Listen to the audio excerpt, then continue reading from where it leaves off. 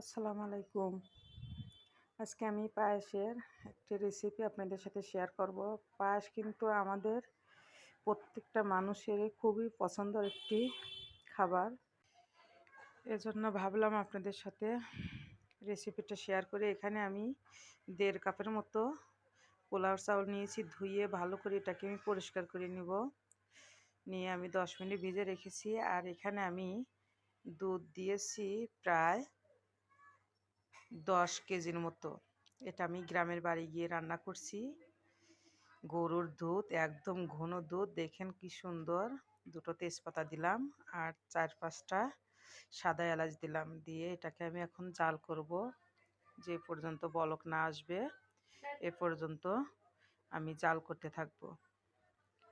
আসলে গ্রামের বাড়িতে তো অনেক লোক হয় একত্রে, আমাদের বাড়িতে অনেক লোক থাকে, সেজন্য আমরা অল্প করে কোনো কিছু রান্না করতে পারি না।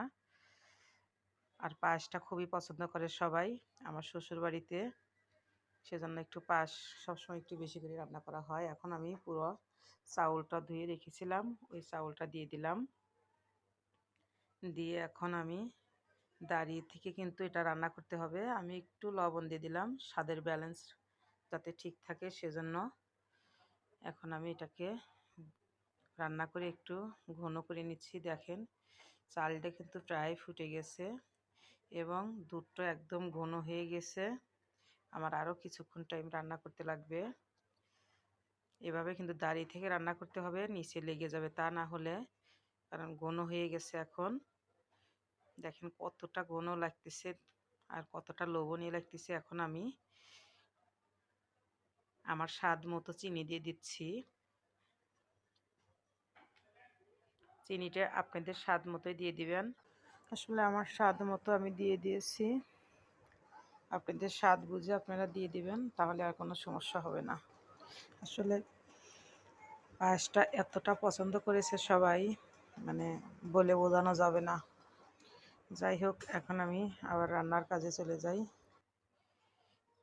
দিয়ে আমি এখন সুন্দর করে এটাকে রান্না করে নেব। আমার রান্না কিন্তু প্রায় হয়ে গেছে। এখানে আমি কিছু কিশমিশ দিয়ে দিলাম। আমার রান্নাটা এখন আমি নামিয়ে নেব। আমি একটা সার্ভিং বলে আমি বেড়ে দেখাচ্ছি, দেখেন কত সুন্দর হয়েছে। আসলে আমি রান্না করার পর আমার এক বল এমনিতে শেষ হয়ে গেছে, অপেক্ষার নাই ঠান্ডার জন্য। এখন আমি উপরে একটু কিশমিশ দিয়ে দিচ্ছি একটু ডেকোরেশনের জন্য। আমি না দিলেও পারতাম, কারণ এটা এমনিতে খেতে কিন্তু অসাধারণ হয়েছে। এভাবে কে রান্না করেন আমাকে জানাবেন। আল্লাহ হাফেজ।